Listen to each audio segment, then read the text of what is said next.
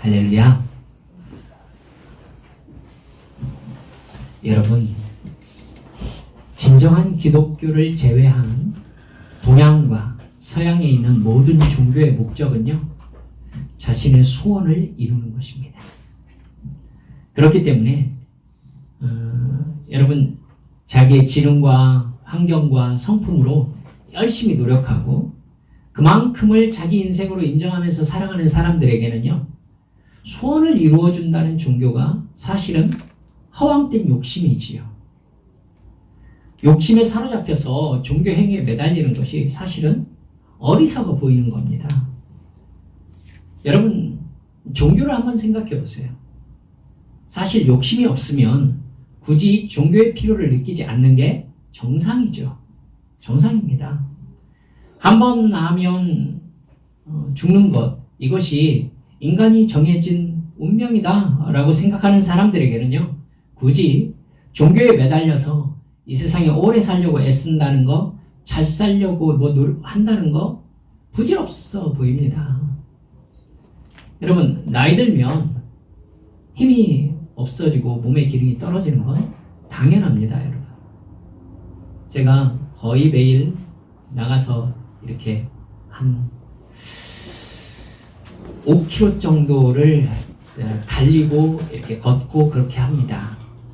여러분, 가는 길에 중간에 이렇게 운동장이 있어요. 그 운동장에 축구대도 있고 농구대도 있고 그렇습니다. 여러분이 보시기엔 제가 운동 대빵 못할 것 같아 보이시겠지만은 제가 중고등학교는 나름대로 반대표도 했었고 학교에서 선수도 했었습니다. 믿어지시지 않겠지만은요. 네. 저희 집에 농구공이 2개 있는데 언젠가 내가 뛰리라 하고 마음먹고 이렇게 갖다 놓고 바람만 넣고 있는데 놔두면 바람이 빠집니다. 그 정도로 제가 뛰질 못하고 있어요. 무릎이 아픕니다. 근데 제가 이렇게 달려가다가 농구 게임하는 모습이 보이잖아요. 부러워요. 와, 나도 저럴 때가 있었는데 싶단 말입니다. 그리고 바로 저도 느낍니다. 아, 나도 늙는구나. 여러분, 축구하는 애들 달리기 얼마나 빠른지 아세요? 그냥 제가 보면 와, 저렇게 빠를 때가 있구나 싶을 정도로 빨라요. 저는 아니요, 간신히 조금 뛰는 정도입니다. 사랑하는 여러분들, 그게 당연해요. 그러다가 병들고 죽는 겁니다. 그게 인생이에요. 이게 삶의 자연스러운 과정이란 말이죠. 그걸 정말로 받아들인 사람은요, 즉 죽음으로 가는 인간의 운명을 인정하는 사람에게, 여러분, 신에게 가서 병들지 않고 늙지 않게 해달라면서 있는지 없는지 모르는 신에게 비는 종교 행동 이해할 수 없죠. 실제로 그렇게 되지도 않고요. 그 시간에 운동을 더 하거나 욕심을 버리면 더 건강해질 것 아닌가라는 생각이 오히려 들 정도입니다. 올바른 생각을 하고 있는 사람에게는요, 소원을 이루어준다는 명목의 종교 자체가 인간의 욕망과 두려움을 이용하는 사기인 겁니다. 불행하게도 신에게 잘 보이면 신이 초월적인 능력으로 인간의 욕심과 두려움을 해소해 준다, 이렇게 사기치는 종교는 인류 역사와 함께 지금까지도 수많은 사람의 정신세계를 지배하고 있습니다. 사탄의 완벽한 성공이지요. 죄의 본성에 사로잡혀 타락한 인간은 한순간도 두려움과 욕망을 이겨본 적이 없기 때문입니다. 여러분, 기독교도 그렇습니까? 로마 가톨릭 종교가 세계를 지배했던 중세 시대에는 진정한 기독교의 정신과 인간의 타락한 종교 본성이 섞여 있었습니다. 구분되지 않았어요. 그래서 그 사람들은 하나님의 이름으로, 예수의 이름으로 마녀 재판을 해서 사람을 죽였고요. 십자군 전쟁을 해서 사람을 학살했고요. 30년 전쟁으로 유럽이 피바다가 되었었습니다. 서로를 죽였던 종교 전쟁이 하나님의 뜻으로 시행되었었어요. 정말 하나님의 뜻이었습니까? 사실은 인간의 욕망과 두려움으로 일어난 전쟁을 하나님의 뜻이라는 껍데기를 입혀서 미화시켰던 것입니다. 그래서 사람들을 어리석게 만들고 미치게 만들었던 것이죠. 마침내 인간의 두려움과 욕망을 해소하려는 종교는 권력의 도구가 되기 쉽고, 그렇게 권력의 도구가 된 종교는 미움과 전쟁만 일으킨다는 걸 사람들이 알게 되었습니다. 그리고 그것이 진정한 기독교가 아니라는 것도 사람들이 알게 되었습니다. 그래서 종교개혁이 일어난 것입니다. 여러분, 진정한 기독교와 로마 가톨릭의 종교의 차이가 확실하게 드러나게 했었던 사건, 하나님께서 역사에 강권적으로 끼어들었던 사건이 바로 종교개혁이었습니다.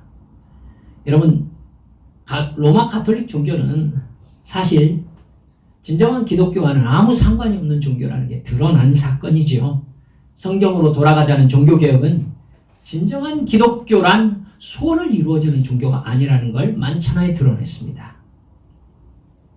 그러나 종교개혁 이후의 기독교가 정말 성경으로 돌아갔을까요? 아주 짧게 그랬습니다. 아주 짧게.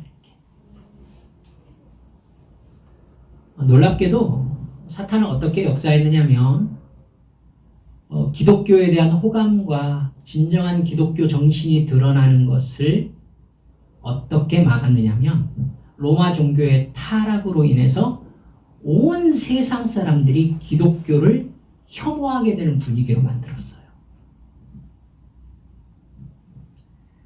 계몽주의 철학이 발전하기 시작했고 인본주의가 발달하면서 종교는 어리석은 사람들이 만든 허구다라는 사상이 온 세상에 퍼지게 했습니다. 그것에 강력한 기반을 이루었던 게 여러분 진화론인 거 아시죠? 창조론이 부정되었던 것입니다. 그럼에도 불구하고 종교개혁 이후로 로마 가톨릭과 나누어진 기독교가 진정한 성경적 그리스도인의 모습을 보였으며 아마 기독교는 거듭남과 영생을 위한 종교임을 세상 사람들이 점점 더 알아갔을 것입니다.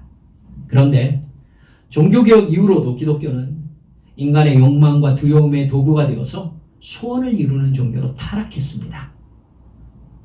그래서 그 후로 일어난 인본주의를 바탕으로 한 철학자들, 학자들, 그들의 영향을 받은 세상 모든 사람들이 기독교를 포함한 모든 이 세상의 종교는 본질적으로 인간에게 허무한 것이고 해가 될 뿐이라는 사상을 일반 상식으로 가지게 되었습니다.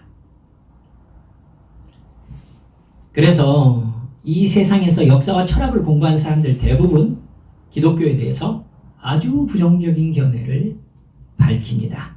그리고 기독교인을 어리석은 사람들로 평가하지요. 노벨 문학상을 받았던 수학자이자 철학자인 여러분, 나는 왜 기독교인이 아닌가 라는 책을 써서 유명해졌던 그런 사람이 노벨 문학상을 받았어요. 버트란드 러셀이라는 사람이 있습니다. 이 사람이 이렇게 얘기했어요. 어리석은 자들이 건방진 확신에 차게 만드는 것이 종교다. 이 사람이 말하는 건 기독교입니다. 종교는 지적인 면에서나 도덕적인 면에서나 극히 해롭다. 기독교 근본 교리는 수많은 윤리적 오류를 범하고 있어서 이를 받아들일 수 없다. 이렇게 말했습니다. 여러분도 아시는 정신분석학의 아버지 프로이트가 있지요. 프로이트는 종교는 집단 망상이다. 이렇게 말했습니다. 아인슈타인은 성경은 유치하고 야만적인 전설의 집대성이다. 이렇게 말했습니다. 러시아의 문호였던 톨스토이는 기독교인들은 미개한 최면술과 기만 속에서 살고 있다. 이렇게 말했습니다. 러시아 정교를 통해 정교에게 얘기한 것이기 때문에 이 양반의 말을 굳이 이렇게만 문자적으로 해석할 일이 아니다 싶기도 합니다만 분명히 이 말을 했던 것은 사실입니다. 미국의 3대 대통령이었던 토머스 제퍼슨이라는 사람이 있습니다. 이 양반이 이렇게 말했어요. 미국의 3대면 상당히 기독교 사회다라고 여겨졌던 때인데 우리 학교에는 신학 교수직이 있어서는 안 된다. 기독교는 인류가 만든 가장 타락한 시스템이다. 이렇게 말했습니다. 목사의 아들이었던 철학자 니체는 기독교의 경전을 볼 때 나는 항상 장갑을 낀다. 추잡스러운 기독교의 경전을 만지고 싶지 않기 때문이다. 믿음이란 무엇이 진실인지 알고 싶지 않다는 것을 의미한다. 신앙은 거짓보다 더 위험한 진실의 적이다. 이렇게 말했습니다. 노인과 바다의 저자 해밍웨이가 이렇게 말했죠. 모든 생각할 줄 아는 사람들은 무신론자들이다. 로마의 정치인이자 철학자 세네카는 이렇게 말했어요. 종교란 평민들에게는 진실로 여겨지고 지혜로운 사람들에게는 거짓으로 여겨지며 통치자에게는 유용한 수단으로 여겨진다. 기가 막힌 통찰입니다. 미국의 소설가 마크 트웨인이 있습니다. 톰 소여의 모험 여러분 읽어보셨죠? 그 사람이 이렇게 얘기했습니다. 톰 소여의 모험 교회 가는 이야기 참 많이 나오는데 신앙이란 거짓을 억지로 믿는 것이다. 만일 예수가 지금 살아있다면 한 가지는 확실하다. 그는 절대로 기독교를 믿지 않을 것이다. 유럽의 사회주의 운동을 이끈 철학자 미하일 바쿠닌이라는 사람이 있습니다. 마르크스 이런 사람들 니체 쪽과 연관이 있는데요. 신과 국가라는 책에서 이렇게 말했어요. 신을 생각한다는 것은 인간의 이성과 정의를 포기한다는 의미다. 그것은 인간의 자유를 가장 결정적으로 부정하는 것이며 필연적으로 명실상부하게 인류의 노예화를 추구한다. 초래한다. 이렇게 썼습니다. 이 사람들이 생각 없는 사람들로 보이세요? 이 사람들이 자기들의 얘기를 이렇게 남기고 요즘 하는 얘기로 박제되어서 우리가 책으로 읽고 있잖아요. 책임질 수 있는 이야기를 지금 이 사람들 하는 거거든요. 여러분 놀랄만한 사람들 이름들을 여러분 들으셨을 것입니다. 이 사람들 기독교에 대해서 전혀 모르고 하는 소리일까요? 아니까 하는 소리들이에요. 얼마나 지식인들이 기독교를 허구일 뿐 아니라 사기이며 기독교인들을 어리석은 사람으로 보고 있는지 정말 부끄럽게 드러나 있습니다. 왜 이렇게 강한 반감을 가지고 있을까요? 기독교인들이 정말로 예수를 믿어서 거듭난 사람이 되는 게 아니라 하나님이라는 신에게 빌어서 자기 욕망을 이루려는 얍삽한 세계관을 가지고 있으면서도 불구하고 겉으로 보일 때는 가장 윤리적이고 가장 정의롭고 가장 착하고 선한 사람들이라는 탈을 쓰고 있기 때문입니다. 그러면서도 성경을 과학적 근거를 들어서 사실이라고 증명하려고 마음먹고 있는 가증한 사람들로 보이는 것이죠. 그 사람들에게는. 그래, 그것이 사실이라고 해보자. 그래서 너는 예수를 닮았어? 이렇게 묻고 싶은 거예요. 그게 진짜 사실이라고 믿는 네가 그렇게 사는 거야? 나는 그래서 더 싫어. 차라리 종교가 있지도 없지도 확인할 수 없는 신에게 복을 비는 거라면 차라리 솔직하겠다. 이 말을 하고 싶은 거예요, 이 사람들. 마치 무조건 자기 편이라면 열광하는 사람들처럼 같은 생각을 공유한 기독교인들끼리 옳음과 그름을 무시하고 집단 이기주의에 빠진 모습을 세상 사람들이 그때도 보았고 지금도 보고 있거든요.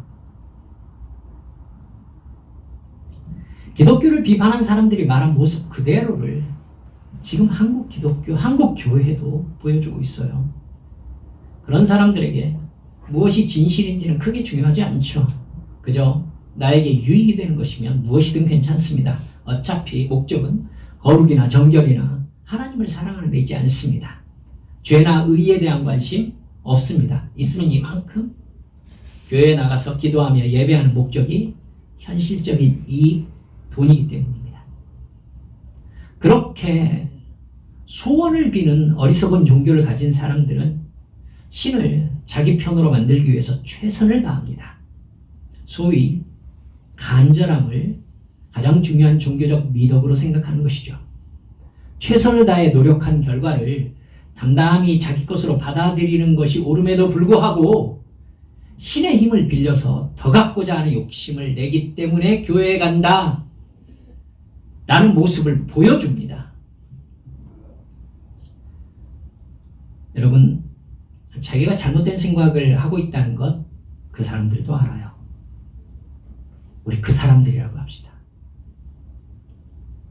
여러분, 공부도 하지 않고 지능도 그만큼 되지 않으면 자기가 갈 수 있는 미래를 그만큼의 수준으로 설정해야 되겠죠. 그리고 받아들이면 됩니다. 근데 그러지 않죠. 공부를 안 했지만 서울대를 가고 싶은 거예요. 그러면 그 사람이 100일 기도를 시작하는 겁니다.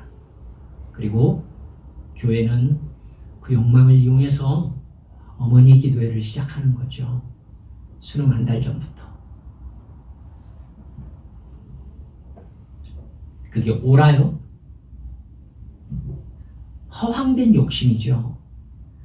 여러분, 그걸 사실은 본인들도 알고 있어요. 여러분, 그래서 여러분들께 한번 이렇게 얘기 드렸잖아요. 신이 자기 기도를 들어주는 것이 정의인가? 이렇게 물어봐야 되지 않나요? 우리가 하나님 앞에 서야 될 때 그렇게 하나님께 여쭤봐야 되지 않냐는 거예요. 우리가 하나님 앞에 서서 나의 어떤 바람을 말씀드릴 때 하나님께서 그것을 들어주시는 것이 옳은가? 옳은가? 여러분, 공부 하나도 안 한 녀석이 철야 기도하면서 좋은 대학 가게 해달라고 기도하는 게 옳아요? 근데 그게 옳으냐고 묻는 사람 한 사람도 없죠. 여러분, 옳지 않다는 걸 알면서도 왜 100일 기도하죠? 원래요, 자기 욕망을 이뤄달라고 기도하는 사람들은 신이 옳고 그름의 판단자라는 개념을 가지고 있지 않기 때문에 그래요. 더 나아가서 신도 인간과 똑같은 욕망을 가진 존재로 보고 있기 때문에 기도를 웬만해서는 들어주지 않으려고 하는 게 신이다라는 본성을 가지고 있어요. 이게 인간의 종교 본성이에요. 이게 우상신관이죠. 그래서 신도 얻는 것이 있어야 준다라는 개념을 본능적으로 가지고 있어요. 인간이 만든 우상신이기 때문에 그래요.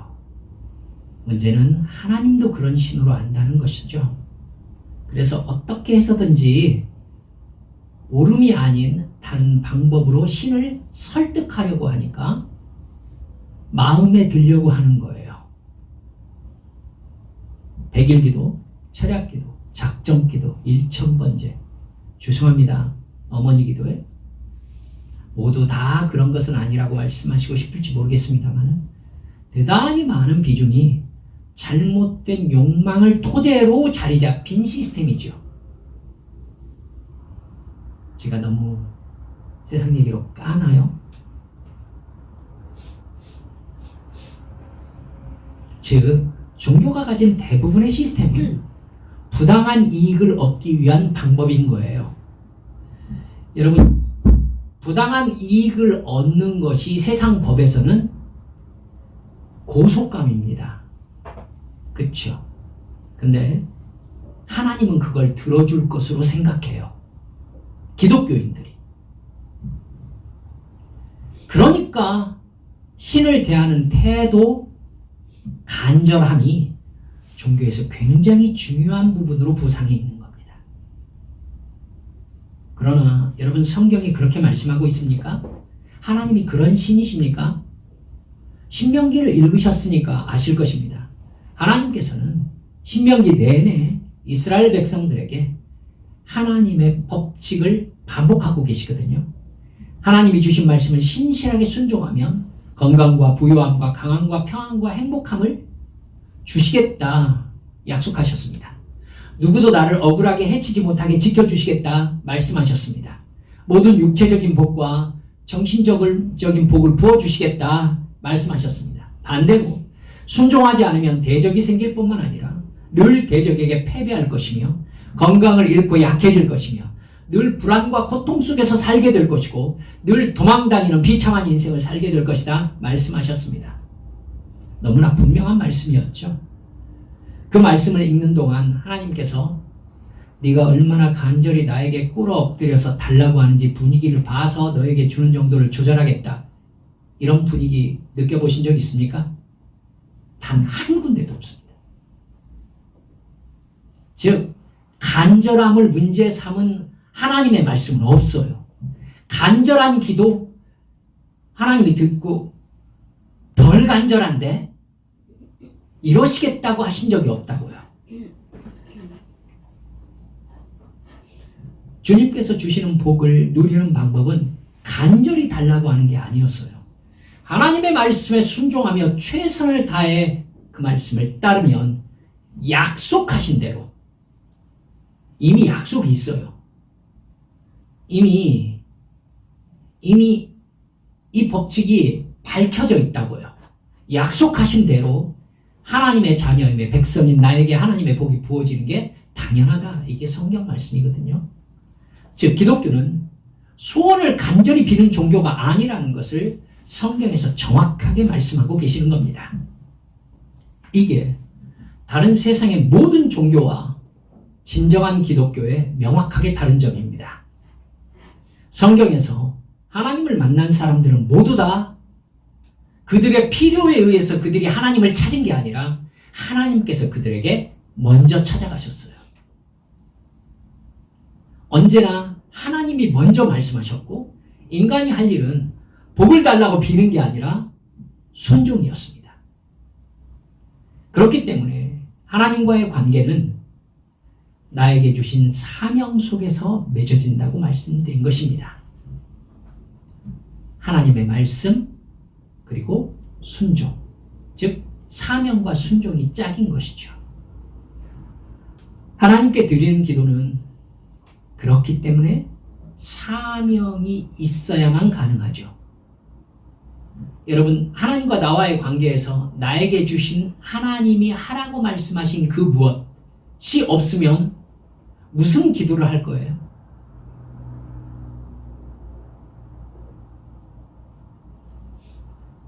그냥 사귀듯이 하나님께 이야기한 기록이 성경에 나와 있습니까? 여러분, 이 부분이 확실하지 않으니까 기독교가 지금 뭐하고 있는 줄 아세요? 하나님하고 친밀한 사랑으로 사귀라고 얘기를 하고 있어요. 성경 어디에 그게 있지요? 하나님은 인간에게 오셔서 그가 해야 될 일, 사명을 주시면서 그와 소통하셨습니다. 하나님이 나에게 시키신 일이 있습니다. 그 사명에 따라서 하나님은 사명자와 그 바운더리 안에서 소통하시는 겁니다. 여러분, 노아가 생각나세요? 노아가 하나님과 무엇 안에서 소통하죠? 방주를 짓고 그 방주를 통해서 이 세상을 심판하시고 새로운 인류를 시작하시는 그 노아를 향해 품으신 하나님의 뜻과 노아가 받은 사명 안에서 노아와 하나님과의 관계가 맺어집니다. 노아가 하나님과 사귀었나요? 여러분, 아브라함, 이삭, 야곱 등의 성경 인물들에게 믿음을 이야기하시면서 관계를 맺으신 이면에는 그 사람이 하나님께서 말씀하신 것을 이루어야 할 사명이 있었습니다. 야곱에게 창세기 28장 15절에서 이렇게 말씀하십니다. 내가 너에게 약속한 것을 다 이루기까지 내가 너를 떠나지 아니하리라. 하나님은 야곱을 통해서 12지파를 만들고 싶어 했습니다. 하나님의 뜻이 분명히 확실히 이렇게 나타나 있었어요. 여러분, 그럼 야곱의 인생 아시니까 이렇게 여쭤보죠. 야곱의 인생에서 하나님을 위하여 멋지게 남긴 게 무엇이죠? 없어요. 없어요. 야곱이 뭐 남겼죠? 12지파를 남겼어요. 그리고 야곱은요, 파라오 앞에서 이방 왕 앞에서 이렇게 얘기합니다. 내가 내 선조의 나이에 이르지 못했으나 험악한 인생을 살았습니다. 여러분, 지금 야곱이 뭐라고 하고 있느냐면 하나님께서 인도하신 인생을 험악한 인생으로 표현하고 있어요. 여러분, 하나님께서 우리에게 어떤 이 세상을 평안하게 잘 살게 하기 위해서 오시는 게 아니라는 걸 야곱의 인생을 보면 그냥 드러나 있지 않습니까? 여러분, 그 사명 안에서 그들은 기도했고 그 사명 안에서 하나님과 관계했습니다. 반드시 기억하세요. 내가 바라는 소원 개념의 일반 종교적인 어떤 기원, 이건요, 성경에 나타나지 않습니다. 따라서 기도는 나에게 말씀하시는 하나님의 뜻을 분별하기 위해서 하나님과 연결되는 시간입니다. 다시, 기도는 나에게 말씀하시는 하나님의 뜻을 분별하기 위해서 하나님과 연결되는 시간이에요. 나에게 주신 사명을 어떻게 감당할 것인지를 구하는 시간입니다. 사도 바울은 언제나 하나님 앞에 그 기도로 나아갔습니다. 그리고 그 사명에 붙잡혀 있었기 때문에 하나님은 사도 바울에게 천사까지 보내셔서 네가 로마에 가야 된다 라는 사명에 대한 이야기를 나누신 것입니다. 오늘 본문 말씀에서도 사도 바울은 마지막 3차 전도 여행을 마치고 예루살렘으로 돌아가고 있었습니다. 돌아가면서 하나님께서 전도하게 하셔서 각지에 세우게 하신 교회의 소식들을 들으면서 그 교회들을 쭉 다시 돌아보고 있었어요. 오순절에 예루살렘에 도착하려고 서둘러서 가는 바람에 에베소 교회는 들리지 못했어요. 그래서 밀레도에 갔을 때에 에베소 교회의 장로들을 밀레도로 초청을 했어요. 직접 에베소로 가지 못하니까. 그래서 밀레도에서 에베소 장로들과 사도 바울이 마지막 대화를 나눈 것이 바로 오늘 우리가 읽은 본문 말씀이에요. 여러분, 이 본문 말씀을 보면요, 하나님께서 사도 바울과 어떤 관계를 맺으시고 어떤 대화를 하시면서 지내셨는지가 나타나 있어요. 22절에 보면 바울 사도는 자기가 성령의 강권하심으로 예루살렘으로 가고 있는데 거기서 무슨 일을 닥칠지, 무슨 일을 당하는지 알지 못한다고 얘기하고 있어요. 여러분, 우리는 무슨 일이 닥치는데 알죠. 거기서 사로잡혀서 여러분 로마로 끌려가게 돼요. 여러분, 그러나 23절에 보면요, 성령님이 사도 바울에게 뭐라고 하신다고 얘기하고 있느냐면, 바울아, 네가 어느 도시에 가든지 옥에 갇히는 것과 환난이 너를 기다리고 있다, 이렇게 말씀했다는 거예요. 사도 바울에게. 만약 나에게 하나님께서 얘야, 네가 가는 곳마다 너는 감옥에 갇히게 될 것이고 미움을 받고 쫓기고 굶고 매를 맞고 헐벗게 될 것이다, 이렇게 말씀하신다면 우리는 그것을 하나님의 응답으로 받으실 수 있습니까? 저는 이렇게 오래도록 예수를 믿었는데 아직도 해결하지 못한 게 있습니다. 왜 하나님께서는 사도 바울을 그런 식으로 복음을 전하게 하셨을까? 다른 방법은 없으셨을까? 저 완전히 해결하지 못했습니다. 끈앞을만 잡은 느낌인데. 사도 바울에게 하신 말씀을 나에게 하시면 하나님께서 나에게 내 기도에 응답하셨구나라고 나는 그 말씀을 받을 수 있을까? 우리는 여기서요, 하나님께서 누구의 기도에 응답하시는지를 깨달아 알 수 있습니다. 하나님은 사도 바울에게 가는 곳마다 결박과 환난이 너를 기다린다라는 말을 하실 수 있었습니다. 사도 바울은 그 말씀을 하나님의 응답으로 들을 수 있는 관계를 맺고 있었던 거예요. 그만큼의 신뢰와 사랑이 있을 때 하나님께서 어떤 말이라도 하실 수 있지 않을까요? 우리는 고통 속에서 하나님의 뜻을 여쭙고는요, 어렵고 힘들면 하나님의 말씀 순종 안 합니다. 하나님이 그렇게 기도하라고, 하나님께서 이거 순종하라고 하는데 힘들고 어려우면은 모르는 척해요. 모르는 척합니다. 재고, 계산하고, 따지고, 다시 묻고, 하나님께 뭐라고 기도하냐면, 하나님, 제가 바라는 건 이거예요 라고 말하면서 하나님을 설득하려고 합니다. 오래 기도를 왜 하죠? 내가 바라는 걸 하나님 앞에 간절히 자세하게 말씀드려서 나를 하나님께 이해시키려고, 내 상황을 이해시키려고, 내 마음이 어떤지 하나님께 알려드리려고, 전지전능하신 분께 그분을 설득하려고.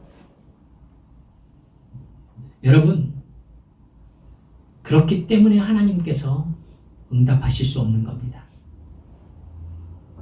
내가 듣고 싶은 말이 이미 정해져 있어요. 그 사람에게 하나님께서 뭐라고 말할 수 있죠? 하나님을 믿는다는 것은 하나님께서 지금 내가 어떤 상황에 있더라도 지금 나를 사랑하고 계신다는 것을 믿는 거예요. 내 마음까지 내가 바라는 게 무엇인지를 다 아시면서도 하나님의 사랑은 이런 방식으로 나타나 있다는 것을 신뢰하는 거예요.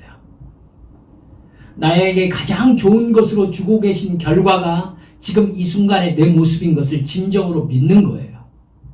무슨 말씀을 하시든지 그것을 하나님의 사랑으로 받아들이고 순종하는 행동을 믿음이라고 하는 거예요. 간구라는 명목으로 내가 듣고 싶은 응답을 미리 정해놓고 내가 바라는 것을 말하는 걸 기도라고 생각한다면 그건 진정한 기독교가 아니에요. 사람이 만든 종교예요. 기도는 분명히 내가 바라는 것을 말하는 것이지만 그 바라는 것이 이방신에게 말하듯이 내 욕심에 붙잡힌 것이라면 진정한 기독교 안에서는 기도가 아니에요. 기도에는 이미 하나님과의 사랑의 관계가 전제되어 있어야 해요. 더욱이 나의 옛사람이 죽고 새 사람으로 살아가야 되는 나는 사실 내가 뭘 할 수 있고 뭘 해야 되는지를 몰라요. 나는 욕심을 가지고 죄를 짓는 데는 전문가예요. 왜? 타고난 대로 살면 되니까. 하지만 하나님의 뜻과 옳음에 대해서는 성령님이 깨우쳐 주시기 전에는 아무것도 모릅니다. 그렇기 때문에 나의 기도는 영적으로 부재한 내가 하나님의 뜻을 여쭙는 시간이어야 하는 거죠. 전적으로 하나님만 의지하고 나를 거듭나게 해주신 은혜를 감사하는 시간이어야 합니다. 지금의 시간을 인도해 주시는 아버지 하나님의 든든함을 다시 인식하는 시간이어야 한다는 겁니다. 하나님이 나를 사랑하시는 아버지이심을 그냥 믿는 거예요. 나에게 무엇을 해줄 것을 믿는 것이 아니라 그냥 하나님을 믿는 거예요. 하나님이 모든 것을 알고 계시고 가장 좋은 것을 주고 계시는 사랑의 주님이심을 그냥 믿는 겁니다. 그래서 내가 나의 상황과 관계없이 하나님의 사랑 안에 있음을 기뻐하는 것입니다. 내 소원을 이루어줄 것을 믿는 게 아니라 그냥 하나님 아버지를 믿는 거예요. 그게 신앙이고 믿음이고 사랑입니다. 그런 나에게 나를 책임지신다라는 하나님의 말씀이 확실히 적용되는 것입니다. 사도 바울은 가는 곳마다 네가 감옥에 갇히고 환난을 당할 것이다 라고 하나님께서 말씀하고 계시지만 사도 바울은 그것이 자기를 책임지는 하나님의 뜻임을 온전히 믿고 있었던 겁니다. 말씀을 정리해 갑니다. 처음에 말씀드렸듯이 기독교가 자기의 소원을 이루는 종교가 되었을 때 기독교는 가장 지독한 이기적인 집단이 되었습니다. 그래서 자기들의 이익을 하나님의 뜻으로 정하고 권력과 돈의 폭력을 저질렀습니다. 그 집단이 아메리카 인디언을 가나안족 속이라면서 멸절시켰습니다. 기억합시다. 기독교는 내 소원을 이루는 종교가 아닙니다. 하나님을 인간의 필요에 의해서 찾는 이 세상의 종교와 진정한 기독교는 완전히 다릅니다. 그 다름 때문에 종교 개혁이 일어난 것입니다. 하나님이 인간에게 찾아오셔서 십자가 대속의 죽음과 부활을 믿게 하심으로 영생의 선물을 주셨습니다. 예수님을 믿는 사람은 이제 자기 이익을 향한 욕망을 내려놓고 나를 구원하신 하나님의 말씀에 순종하며 복음을 전하는 사명으로 살다가 영원한 천국으로 부름받는 존재로 거듭났습니다. 아직도 이방신을 섬기는 것처럼 내 욕망을 간절히 구하면 하나님이 감동되고 설득되어서 응답하신다는 신개념을 가지고 있다면 나는 하나님을 섬기는 거 믿는 것이 아니라 세상 우상 종교라는 것을, 우상 종교를 믿는 불교인이나 다른 여타 종교인과 똑같다는 것을 절대 잊지 마시기 바랍니다. 구원받은 믿음이 아니기 때문입니다. 한국 기독교가 진정한 십자가의 반석 위에 서 있는 진정한 기독교인지 점검해 봐야 된다는 생각이 주중 내내 들어서 너무너무 가슴이 아팠습니다. 기도는 무심하거나 멍청한 신에게 내 사정을 자세히 말해서 설득하는 작업이 아닙니다. 축복은 간절히 구해서 받는 것이 아니라 나의 아버지이신 하나님이 순종하는 자녀에게 당연히 주신다고 약속하신 것입니다. 그렇기 때문에 여러분 더 나아가서 지금 나는 하나님의 가장 크게 베푸시는 축복 안에 있는 사람들입니다. 하나님을 온전히 신뢰하고 믿으면 사도 바울처럼 하나님의 뜻을 이루기 위해서 감옥에 가게 될 것이라는 응답도 들을 수 있어야 되는 것입니다. 기도가 내 상황을 설득력 있게 잘 설명해서 하나님의 도우심을 받으려는 목적이라면 본래의 기도 목적에서 완전히 벗어난 것이라는 걸 우리 한빛 성도들 절대 잊지 말아주시기를 주님의 이름으로 축원합니다. 나의 상황은 모든 것을 알고 계시는 하나님께서 다 알고 계십니다. 기도는 내가 하나님의 뜻을 깨닫고 오히려 하나님의 뜻에 설득당하는 시간입니다. 즉 성령님의 역사하심에 붙잡히는 시간이 아니면 기도는 아무 의미가 없다는 뜻입니다. 기도는 나의 간절함을 표현하는 시간이 아니라 하나님의 영생과 천국과 하나님의 존재에 내 영혼이 동화되어서 하나님과 하나 되는 시간이라는 것을 잊지 마시길 주 예수님의 이름으로 축원합니다. 함께 기도합시다.